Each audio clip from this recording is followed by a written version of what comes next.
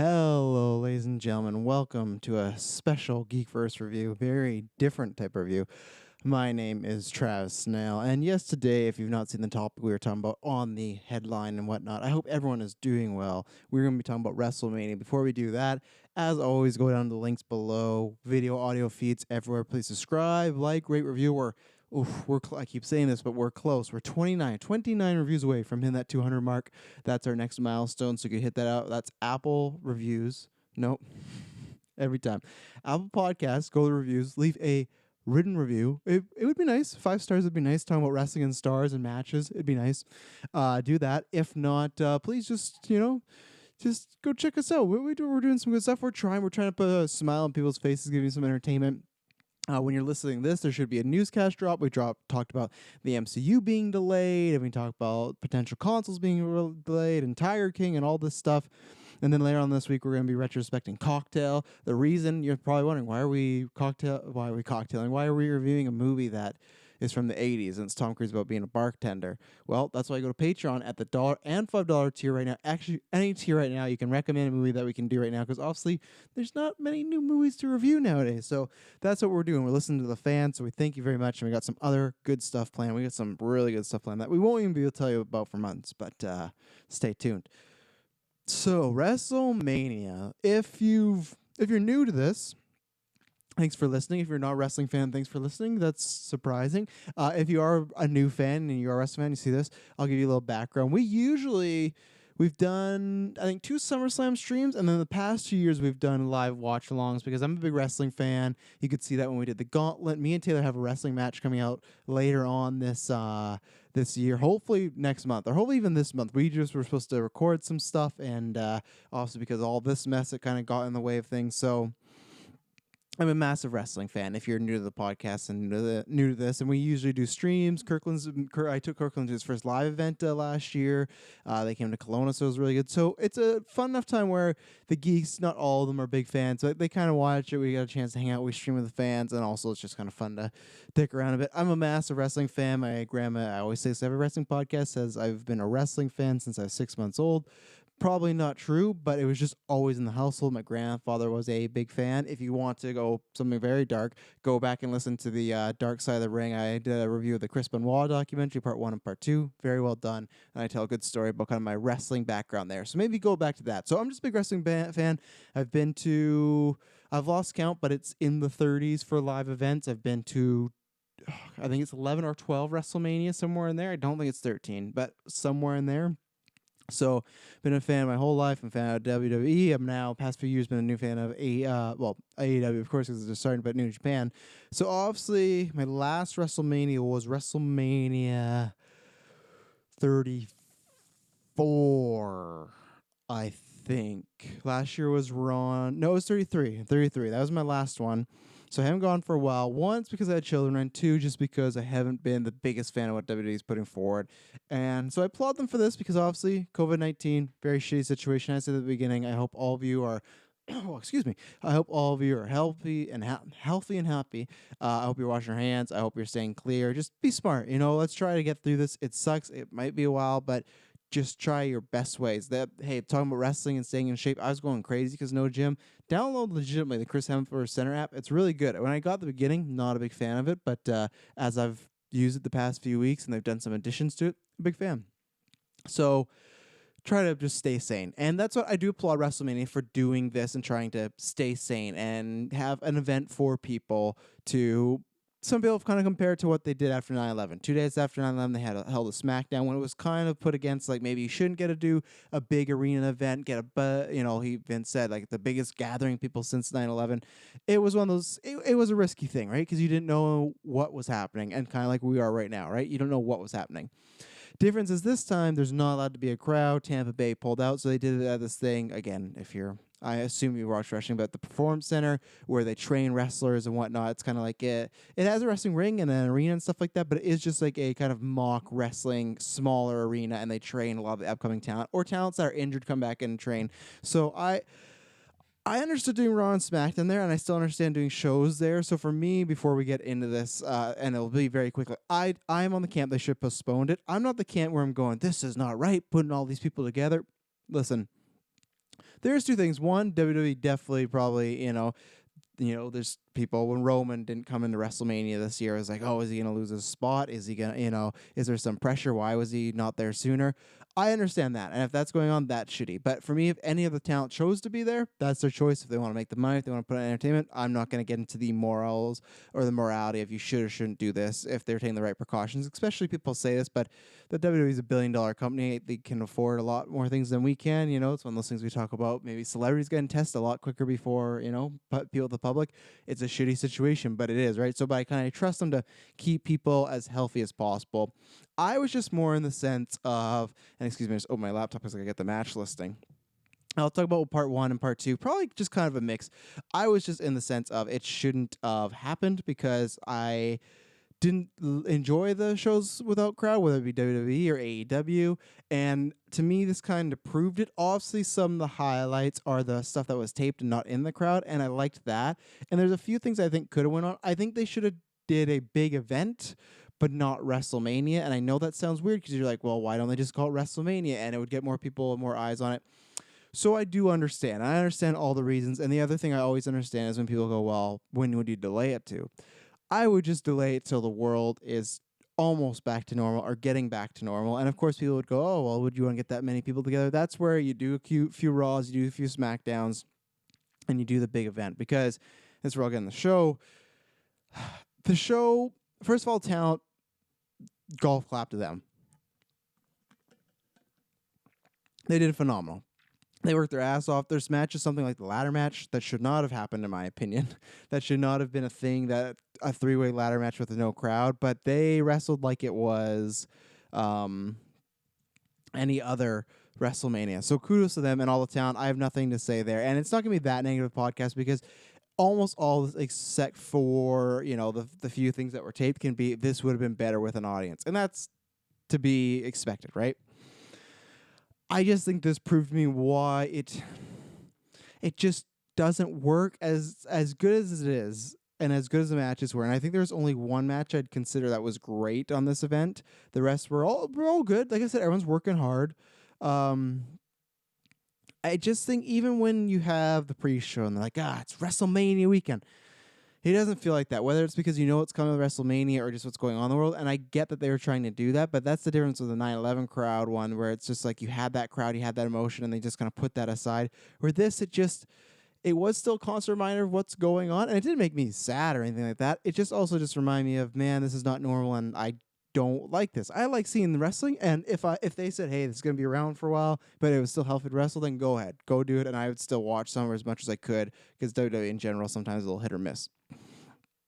I just think they shouldn't have done it, and I think almost all matches felt a emptiness. And that's the problem too, just even the Performance Center, because they had like a stage arena thing that Kevin Owens jumped off. But it didn't feel like Mania. It didn't, no matter how much, that old saying, right? You can put as much lipstick on a pig, but no matter what, it's still pig. And that's what this felt like. And it honestly did, and it sucks because that's why I wanted to delay it, because there's lots of big moments. Drew's big moment, something like Kevin Owens, the ladder match. There's big things that happen that I think should be in front of a crowd, but this also still felt like a very lesser WrestleMania because you don't have your legends appearing, you don't have cameos, you don't have these massive entrances, and that's where it's just. And that's where, again, I say just do a big event, maybe in the vein of WrestleMania, do some dream matches, something like that. Get John Cena to actually wrestle. But then again, I'm in the minority, and I want to start there. And I'm going to go all over with the show. I don't think I'm going to go in order of night one and night two. I guess the only thing I could say is, like, what do I like more? Part one and part two? I think they both have pros and cons to them, But here, I'll give you some highlights. I enjoyed both the Boneyard and the Firefly Funhouse match. They'll also be my cons. I liked the Last Man Standing match. I've seen a lot of Charisma online that was too slow and too long. I've been on record this many times, and this is even the same thing where I don't need WrestleMania to be 2 nights. I know some people have said that like 2 3-hour shows is better than 1 6-hour. I say this with movies. I say a lot of stuff. Longer the better. I won't say longer the better, but if it's good, I have no problem. That's the same way I talk about WrestleMania, my last one, 33.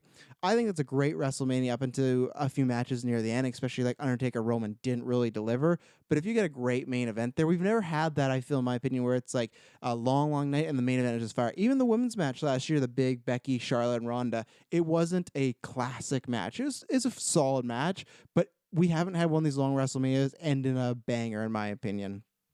So I think it can be done, and I'm always like go longer. And that's the same thing when people are like, oh, they're tired there, the crowd. That is true, and maybe some people, but someone like myself who's a diehard, if I'm there for 6 hours, I'm still into it. And it's the same thing with this. I don't mind the whole day event. The Super Bowl is just 5-6 hours too when you factor in the pre-shows, everything. But with wrestling, I get it's a different medium. But for me, I don't need it to be 2 nights. I'm fine. I even realized that with New Japan when I watched them. It just felt odd having Wrestle Kingdom in 2 nights. It just felt incomplete. And it just, they do the same length anyways, right? So it's not like it feels any shorter. But if you like that, that's fine. And the last man standing match, same thing. I liked it because this was this long, drawn blood feud. And also for me, I'm somebody that I like a last man standing match being longer because if you're trying to work in kayfabe or storyline, that's what we'll get into the Boneyard and Firefly Funhouse match. If you're thinking wrestling is real life, right? Like in the story, same with the movie, like we talk about Avengers, that's real life. To make a man be unconscious for 10 seconds to stand down, gonna take a little bit without using, something. And of course, eventually they get to that point where they're using chairs and whatnot. But with just your fists in your body, throwing them in the stuff, it's gonna take a little while. So I like that, and it was a blood feud. I like that they just beat the holy hell out of each other, and Edge was phenomenal. Randy Orton was great, but Edge was phenomenal. All the times when he was looking around, find stuff to use, he's using that kind of ultimate opportunist mindset. And at the end, when he had to pretty much, they make it seem like putting Randy Orton down, like killing him with the concerto, he's like crying, he doesn't want to do it, he does it, and then after he wins, he puts his mask on Orton. Great emotion. So yeah, I understand some people saying it's longer, but I didn't mind it. I liked it. I would watch again. And the thing I liked about it too is we wouldn't have got this match with the crowd in two ways. One, I don't know if it would have been last man standing. It might have just been a no DQ match. And two, a last man standing in with people would have been very different because you're gonna stay in the ring primarily, right? I liked going throughout the Performance Center. The reason I liked it is because this is an area that is huge for the WWE now. It's producing our future stars, and we got to see the ins and outs of it and just them using weapons and whatnot. I just thought it was really cool. I really enjoyed it, and I love the emotion part of it. And I also just, this we're all getting to the other kind of film matches. When people are loving Boneyard match, and this is a spoiler for me, I didn't love the Boneyard match. I loved it in a different way. But I would always take something like the Boiler Room Brawl with Undertaker Mankind, where you start in the boiler room of the arena and fight all the way, and the person that gets the ring wins. I love that because it's just this dirty, gross, knockout, drag out fight. Now, the last man standing match, it's very nice. It's HD. WWE has state-of-the-art technology. So it's not exactly like that, but I liked the idea of it's just two guys beating the shit out of each other. So I thought that was really well done. I'm not going to say it's like the best last man stand match of all time. I'm just defending it because I just saw so many people just talking about how like monogamous it was and stuff like that. Like, I enjoyed it. I think the best match of the weekend was Charlotte versus Rhea.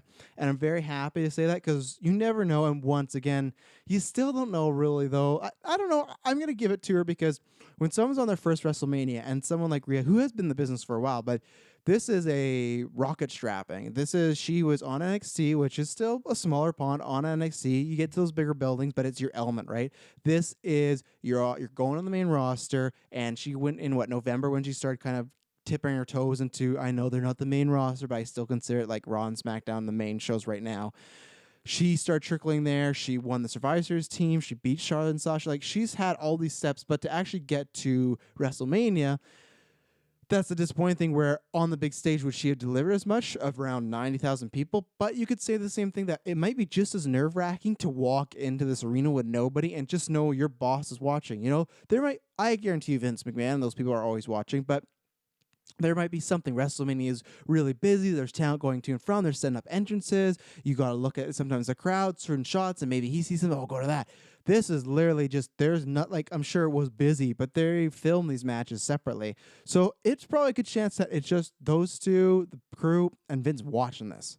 So I can see that just being as nerve-wracking, and even the cases, I think she delivered. I think, oh, well, I guess I didn't podcast about this, but I said this on Twitter, that she is a big star, and they obviously know that already, but when you watched her in UK, it was like, something is different about her. She took her look, they showed that Mae Young Classic, totally turned around, and she is just, one, a unique character, one, a unique look, and she just has a big thing, presence, anytime she comes, so I'm very excited. I think I was surprised about Drew winning and not her, because I thought it was one of those things that if they both, it would be they both win or both lose. I do think that Charlotte's going to hold that title for a little bit, but I think Rhea will take it off her at a TakeOver or a SummerSlam or something like that.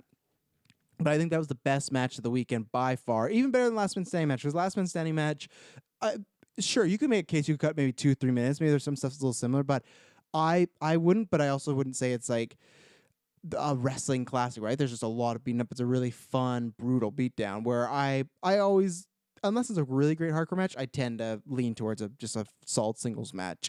Like I said, pros, the talent killed it. They tried their best, as far as production wise. They tried. There's some matches in the middle I'll talk about after. I liked the ladder match, but that was just one I was just opposed to it because I did not like the idea. And I guess this could be a talent thing because Kevin Owens jumped off a huge thing and Edge and Randy Orton.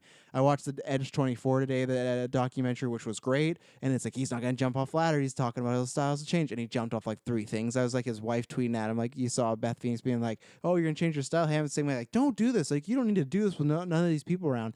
Same thing with the ladder match. I think that should have just been, and I get some people going like they're doing a 3-way triple threat for the team titles. It is weird, but it's just like, it's just the situation, right? So that stuff I'm never going to bug them about. I just wish that they didn't give the talent the opportunity to go out there, and I hope none of them are really injured, but just like they wrestled this really brutal ladder match, falling on stuff, jumping off stuff, and there's no reaction, no nothing, no adrenaline. It's the pain is going to hurt 10 times worse, just like Xavier Woods said in his tweet. So it's just, I wish they just made him wrestle a regular match, because I don't think many people are going to go back. And that's the thing with this whole WrestleMania, before I kind of get in the middle and the cons, is I don't know if I will. The Last Man Standing match I would watch again because I think it works in this type of setting. Rhea and Charlotte, I probably would, but I kind of hope they just have a great match in a live arena so I could defer to that one. But if not, I defer to this. Other than that, there's not much. That's where I'll get in the cons. The middle, there's just lots of matches that were kind of meh. Aleister Black and Bobby Lashley, the tag team match, the women's tag team match, and the men's. The men's, that was the problem too. There's so much messy throwing stuff together. The Braun versus Goldberg all of a sudden.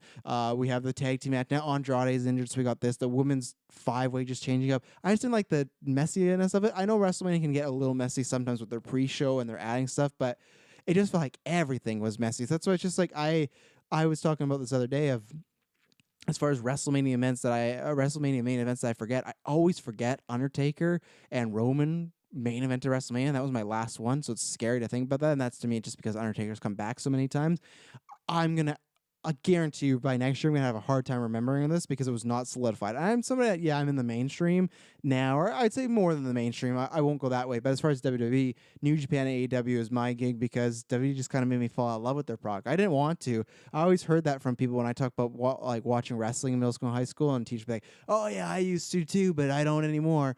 Wrestling's not really for me. It was never that. I'd be watching WWE every day if I was really enjoyed by it. I should throw in NXT. I do watch NXT. I fell behind after these live events. I hate that they're doing Ciampa and Gargano. It's in a no crowd. It sucks that, again, they lost their WrestleMania weekend takeover. So it just sucks all around, and it's not their fault, but I still think you could hold back on some things. But there's just a lot of meh on here. I think these shows could have been shorter. The negative, I did forget to shout out, I really, really liked Rollins and KO. I didn't like the clunkiness of the restart in the match. I thought they were having a nice, solid WrestleMania mid-card match, like one of my favorites, Chris Jericho versus Christian. It's such a nice, neat little package of just a feud. These guys are fighting, but it's a great wrestling match. It had that going for it. And then Rollins hit him with the bell, and he DQ'd himself at WrestleMania, which I just... Some heels maybe, but the way Rollins talks about WrestleMania and how he's had all these great moments and his past character, and you're still supposed to believe WrestleMania or these characters are the same people unless they go through like a really hard reboot, like Husky Harris to Bray Wyatt, Kane to Isaac Yankem, stuff like that. For the most part, they're supposed to be similar people, and Seth Rollins didn't even have to take a hiatus. He just became a bad guy. WrestleMania sounded so important to this man. So for him just to give up a match at WrestleMania and to be like, I'm not letting you have your WrestleMania moment, I didn't buy that. And what I didn't really buy either, so he hit him in the head with the bell. He gets disqualified, so the match is over, right? So Kevin Owens wins, but it's by like a shoddy way. Not the way you want to win. You want to make him, you want to pin him, you want to tap him out. That's the classic wrestling way. So Rollins is walking up the ramp. Kevin Owens gets a microphone. And he's like, oh, you son of a bitch, you don't got the guts. Let's make this no disqualification, no count out. And when he's doing this is a classic trope in wrestling, like, let's restart the match. And then the crowd goes, yeah. So if we're just going off that this was, let's say some of this was booked for the main card. And it sucks because KO versus Seth Rollins, I think, was, a solid mid-tier match to add to the card. That's where you get that pop. So without that, it just seems meh. And then I just didn't buy. So all of a sudden, Seth Rollins doesn't care about WrestleMania. Fine, we're going with that with the character. But now, just because the match is no DQ, he's going to do it. And he tried to cover up and be like, oh, yeah, I can do anything I want, huh? Do anything I want. I can use this. It's like, first of all, you fucking know a no DQ match works. It's just, that to me feels like WWE piping him lines and stuff and being like, this is how you emphasize it. But I just didn't buy that if he got himself disqualified, he would come back. That's like, I don't know. That's like a bully. And I just decide to fight someone, right? And they're getting the upper hand, and I kick them in the balls. And I walk away because I'm like, oh, this guy was going to kick my ass. I got to get out of here. But then the bully's like, no, come back because we can both kick each other in the balls. That's legal. And it's just like, the bully was already kicking my ass, and now he can kick me in the balls? I'm out of here. Like, why why would I go back? So I didn't buy it. I think it was handled very poorly, which sucks. You got that big spot, but they should just made no DQ or something like that. Or I don't know, a ref bump. Just do something. So it was, WWE loves to overbook their crap. So that was a positive and a negative. My big negatives are, I guess it's a positive. I'm happy for Drew because you never know. That's one thing about delaying. With Drew, he's worked so hard to get back here, right? He got fired from WWE years ago. He went on the Indies, got fucking jacked. He just looks like, as Mark Henry says in Best of, a grown-ass man. He does. And it's funny. Brock is always making people look small. When he's next to Brock, he makes Brock look small. I realized that day. I'm like, McIntyre is fucking thick and huge and tall, and it's crazy. I didn't realize, like, I knew he was a big dude, but seeing that, I was like, wow. So him winning the title, it is a positive because you never know, right? Things could change. You've heard so many stories. Like, look at the Rockers versus the Hart Foundations. Decades ago, they had this match on, I can't remember if it was Saturday Night's Main Event, something, but it was taped. This is back in the day when they were pre-taping. And the ring rope broke in the middle of it. And it looked terrible on TV, but the Rockers won the team titles for the first time. So what they did is they were going to redo the match, but when they redid it, the Hart Foundation won the titles because they just thought that was better for the story. And they're kind of like, oh yeah, we'll get you those titles ever again. It's fine because Shawn Michaels became maybe the greatest wrestler of all time, but they never won the team titles. The Rockers never ever won the team titles. That's where it's like, there's that expression, plans change in wrestling, right? So I'm happy in that sense. I'm sure he's probably happy too because WWE put the faith in him to let him beat Brock Lesnar for the title, and he is the closing thing in this WrestleMania. And this is a WrestleMania that is going to be watched decades. We're going to get documentaries. My kids, if they get into wrestling, which I think they will because I watch it, they'll be grown up, and I'll tell my girls, say, did you know there was once a WrestleMania with no crowd? Or they'll come to me like, what is this like, what are these highlights of Drew and there's nobody in the arena? Oh, well, let's take a look. You want to watch it? So this is a WrestleMania that's going to stand out in infamy, but it's always going to be going back to watch. So he gets to close that, so that's good. I just think it just sucks for him, and that's why I didn't want it here. If there was a guarantee he was going to win no matter what, I really wanted to save that till SummerSlam. So and even then, he did win the title WrestleMania. He won the Rumble. He has a rocket to him right now, but it's still just, I feel like he has to think about it and just go like, man, I didn't get that full moment. And it just sucks, and I feel bad for the guy that worked so hard, worked his ass off. And so that's like a positive. My negative is how they handled the match between this and the Braun and Goldberg situation. This match style of you got 3 minutes, hit nothing but your finishing maneuvers, and go home.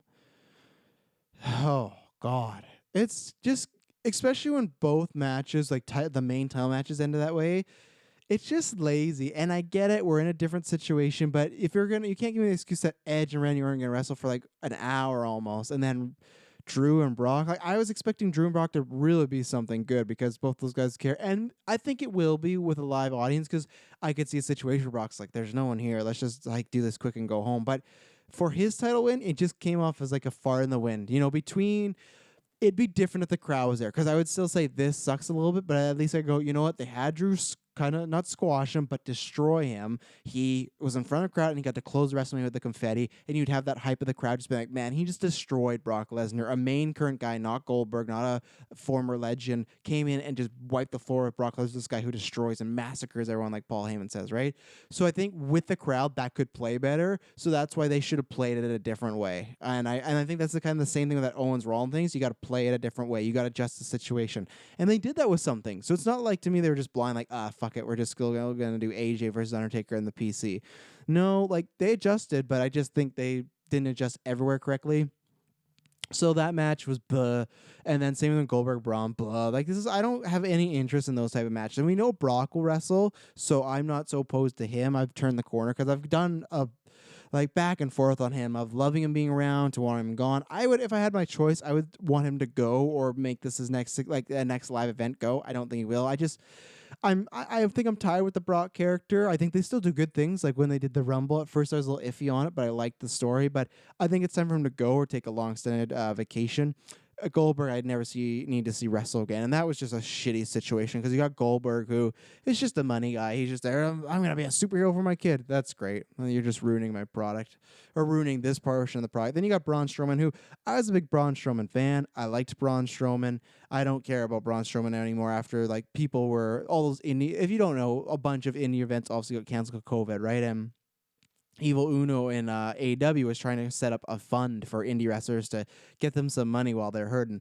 And he's just going off on his Instagram about how these indie guys should have jobs and they're, kind of slackers. And like, I made something of myself. I went to Florida, became a star. I moved there and took a risk, even though he fails to mention that he had already had a signed contract when he moved to Florida for WWE. So he's just a hypocritical guy. And there's just some things that right away you say, and I go, I don't, I'm not a fan of you anymore. You've kind of lost my respect, because that to me shows that he's not someone that is a fan of the business. He's a big fucking jacked up dude who is just there for the paycheck, and that's fine, but I'm not going to be a fan of that person. And even then, you can have someone like Kevin Nash who kind of is that, but he still has like a respect for the business. And even if he talks about disrespectful things, it's just his kind of view on things. I just don't. It just to me was a bad look, but there you go. Look, Roman Reigns didn't want to wrestle, and this guy gets reward for being the next guy to step up and to trash indie. So great, that's a great WWE. But yeah, I don't care about Braun also as well. Even if that didn't happen and sour him on me, or sour me on him. That's the other way. I wouldn't care because it's too late. They've had so many chances to pull the trigger. That SummerSlam, the matches with Brock. He's been many times, and he's not the indestructible monster, and I don't really care about get these hands. Doesn't really matter. No, I'm not interested, which is fine because I'm not really watching WWE full-time, but I'm always looking for. Last year when WrestleMania ended, I watched Raw and SmackDown for the first few weeks because I liked what they did with Rollins. They gave it to Becky, gave it to Kofi. I felt there really was a change going on. I felt maybe this is it, but I've realized when I watch WrestleMania back, that's just a pattern because they do that at the same time. They did that WrestleMania 30 with Bryan and Cesaro, and then you just go, oh no, they're just doing this to make us happy for a couple weeks to get me back and to fill my subscription, because this will be the night that this month will be able to canceling my subscription when it's done, just because I don't watch pay-per-views as much. The archive sucks, so I want to keep it for the archive, so I might get it here and there. The documentaries, that Undertaker last ride one, oof, fantastic. The first look, but yeah, I just don't really want to give them my money until I'm super happy, which sucks because I love a lot of those people. I still consider like people like Seth Rollins, AJ, even like a Becky Lynch, something like that, like some of my favorite wrestlers. So it's kind of shit, especially with these rumors that take the pay-per-views off the network. Nah, I'm not going to support that. Not at all. Other negatives for me, Gronk. Less said about the better. I just don't like Gronk in general. From what I've seen, what they're doing with him, it seems very cheesy and very. I'm gonna take a sip of water before we get into these filmed matches. So, you got the Boneyard match.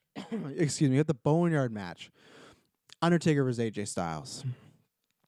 It's in a cemetery graveyard, and you gotta bury an opponent to win. That's that we learned in the match, midway through the match, kind of. Firefly Funhouse, no fucking rules, just off the walls. So here's the thing. It's really tough because I loved a lot of what I saw at these matches. I guess I'm not surprised because what was it, the final deletion had with Matt Hardy, and I loved that all the way through. But for me, it was because Matt Hardy was playing up to be a very cheesy, over the top character already with stuff that was kind of like wrestle crap, and then it turned into like, oh, they're doing this on purpose. Where for me, both matches, and I understand because this is the situation, right? But to me, people are treating like the Boneyard match and Firefly Funhouse that we want a bunch more of this. I'm not opposed to this, but both those matches, even Undertaker, I understand where people go, oh, well, he could do this for years because you can shoot around his body being hurt. You can, but I don't want that out of an Undertaker match. I don't want them to have to hide his injuries or hide his surgeries that he's had. I want to see AJ Undertaker in arena. Same thing with Bray and John Cena, especially that one more so. Undertaker, I think, should have retired a few years ago, and that's why I'm interested to watch this retirement documentary, because even hearing him say some things, I kind of understand where he's coming from. But even Bray and Cena, that's the one I especially want with the history and WrestleMania. There's all this great setup, this video package, and it's this little, cinematic, cheesy, fun movie, because it is fun, right? It's fun seeing Bray Wyatt dresses Eric Bischoff, and they do this thing where, oh, John Cena, what would happen if he hit Bray Wyatt with the chair? And it shows like he would have turned into a bad guy. So Bray Wyatt turns into Eric Bischoff, and then John Cena turns into Hulk Hogan. If I just look at this and I shut my brain off just like pieces of entertainment, I enjoy them thoroughly. But as far as my old school wrestling fan, and I'm not trying to be cornet, I mean, I don't want this. I'm saying do more of these. If people are saying they want to do Taker and Sting, do more. I'm just saying that I feel a lot of people are taking this and saying this is better than like a great classic wrestling match or saying just a good wrestling match, and I can't get in that. That's why I prefer Last Man Standing match or a Boiler Room Brawl, because it's still in the world of seriousness. If it's two characters that are very hokey, like what they've done with Matt Hardy or like what they did with Bray Wyatt, or even the Bray Wyatt versus New Day situation a few years ago, which wasn't good, but it was like a little version of that. People forget these have happened and not been good. There's like that House of Horrors match with Randy Orton and Bray Wyatt. Like, there's been people are acting like this is the first time WWE's done anything. They've botched this a few times. They finally got it right because they have some people that helped Matt Hardy with his video. And maybe they helped the first times. I don't know, but I like them for what they are, but I don't want it to be the new norm, and I don't want it to be a thing that we see a lot. Because, yeah, it's fun now, but it could get very repetitive. And like I said, I don't want to sound like a Jim Cornette and be like, this is not my wrestling, because I want to see this. I like this. It's just like the John Cena thing, right? So he's there. He shows up to make his entrance to wrestle in a regular match, and then there's a cut. It does a bunch of morphing and screen show a bunch of scary images, and then all of a sudden we get Bray Wyatt turned into Kurt Angle, and they're reenacting John Cena's debut. And he comes out in his full gear from 2002, and he's coming out and he's saying the same stuff, and he's acting oblivious. So in my mind, I was trying to figure this out with my fiance, be like, I could kind of play it off to be like, okay, he's been drugged, but it's just so weird where it takes the seriousness out of it for me. It is, to me, it's probably kind of some of my problems with this. Here's a perfect example and the best way for the Geekverse. I love the MCU, but sometimes their humor can hurt them. And I think that the humor with Thor Ragnarok and Doctor Strange hurts both those movies. And at some points makes things that should be serious or moments that should be dramatic, and it takes away the tension. And right away, you're like, okay, this is not the level I thought it was going to be. That's these matches. I much prefer the Boneyard match because, at least to me, I'm fine with that more becoming the norm. Not the norm. God forbid, no. I'm more seeing those as specialties. I don't want people to be like, this is how we could have an Undertaker wrestle for 5 more years. No, don't do that. But if we want to do more cinematic wrestling, sure, why not? Let's spice it up. Like I said, I'm not being correct where don't do this. I'm not saying don't have the little guy go over. Go ahead, do them. I'm just going to as long as my other stuff is there, that's great, but I'm never going to put them on the same pedestal. But the Boneyard match at least is 2 guys meet in a graveyard. They're going to fucking fight and throw one person into the graveyard and then bury them. And then once that happens, the match is over. Great. It's a buried live match outside, right? The Firefly Funhouse was just an acid trip, and it was lots of fun, but that was just... it was not a match. And Bray Wyatt won at WrestleMania. Or The Fiend won and beat John Cena at WrestleMania, sure. But he didn't. There was nothing, it was a bunch of vignettes of going through John Cena's career, and that's where you step back. If I say take out my seriousness, loved it. And even more so than the Thor Ragnarok Doctor Strange, because sometimes I go, these jokes just didn't work. They weren't that funny. I loved everything they were doing with the John Cena turn into Dr. Thugonomics. I loved the Kurt Angle stuff. I loved the Eric Bischoff Hogarth stuff. I popped so much when they went back and reenact WrestleMania 30. That's what I mean. I love things about it. There's just in my wake of now trying to pretend this is a part of wrestling canon. How do they explain that? Do they? No, they probably just never talk about it again because it's a weird one-off. But for me, it's just like in the seriousness of it. What was John Cena like? Why is he actively going through this? Why is he acting so weird and funny? I don't know. I think they quietly set up John Cena disappearing so then he can come back and they'll wrestle this match in front of a live arena, which I hope because there's so much potential. This Bray Wyatt, when they were showing the story of Bray Wyatt and John Cena, how John Cena was like his first big loss and it really hurt Bray Wyatt. 6 years later, that's a great story to be like, I have evolved. I'm destroying people, except they had him fucking lose to Goldberg. What a stupid decision that was. I'm destroying people, but I've never destroyed you. And that still haunts me, and I need to do that. Check out the big blow. Eventually, when this all blows over, that's the same thing. Jessica, my opponent in video games. Never beat her. I beat everyone else in the gauntlet. Her. I'm coming after you. There's my quick promo. So yeah, I enjoyed them both quite a bit, but I also didn't love them as much as the wrestling world. And but then again, and maybe I was just being too serious about it because there's certain things where I don't know. You have like Joey Ryan's penis druids at the All In and whatnot, but I still think there's like a levelness of. It's tricky, right? It's that fine line. And you know what? Maybe it's just having a crowd there, and maybe it's just having these. Because that one, they did a storyline where he, like, Adam Page, like, almost murdered a guy. So, I don't know. Maybe it is just. It's. The Boneyard one, I can be fine with. And I'm fine with them both. But I mean, like, for doing them a lot, the Firefly Funhouse, I know. But people seem to love them. They seem to love them to the moon and back. So I think we'll see more. I think you'll get a Undertaker Bray Wyatt one at some point. But yeah, I liked them, but those were some of my negatives. I didn't overly love them. I think people were losing their shit a little bit too much. But at the end of the day, I guess I kind of get it, right? Because it was just tons of fun. So I understand as far as world shit right now, we need some entertainment. I'm just thinking like my wrestling canon. But at the end of the day, I did love the experiences. I had a good time with them. I'm trying to think anything else to shout out. Look at the card here. But yeah, I quite liked that women's 5-way, which can be a mess sometimes. They throw them together, but it was elimination, which I liked. I am waiting for Sasha to turn on them and turn on Bayley and get that title, so that'll be a good match. And I wish that Sasha would have won just because she's never won at WrestleMania to my knowledge, so that kind of sucks. But and Bayley has before, but whatever. Yeah. This night, or both nights, it was strange. It was, like I said, I don't think they should have happened, but I applaud them for going through with it. This is a WrestleMania that I probably, I don't know, a few matches I'll probably never watch again. Even the bad WrestleManias I watch again, but it's just because it's just not that fun, and that's not their fault. But that's just why I wish they held back on it, So, and overall, I think they're still taking out the hand waving. I still think there was some wonky decisions or match choices that could have been a lot better from my perspective as a viewer. So, yeah, another WrestleMania in the books, but not really. It just kind of feels like we did. It still feels like we didn't get a WrestleMania, in my opinion. Even though we did have one, it didn't really. So, I applaud the cast and crew, the wrestlers and crew, all those guys and ladies. I hope they are all healthy, and I hope they had a great time. And yeah, I applaud them for at least trying to put on a show. So thank you very much for tuning in this episode. I hope you liked my review of WrestleMania 36, Night 1 and Night 2. Check out our newscast. Check out our review of Cocktail. And check out everything else we do on Geek First because we got some good stuff popping. So thank you very much. When you hear from me next time, it will not be boring.